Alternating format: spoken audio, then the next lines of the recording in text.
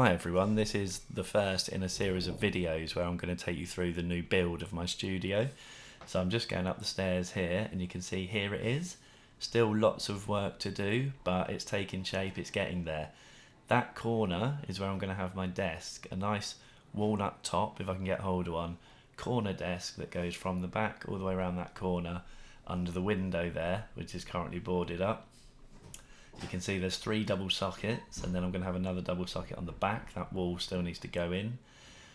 There's the wires sticking out, as you can see, which includes also the Virgin Internet, so I can wire that straight into my PC.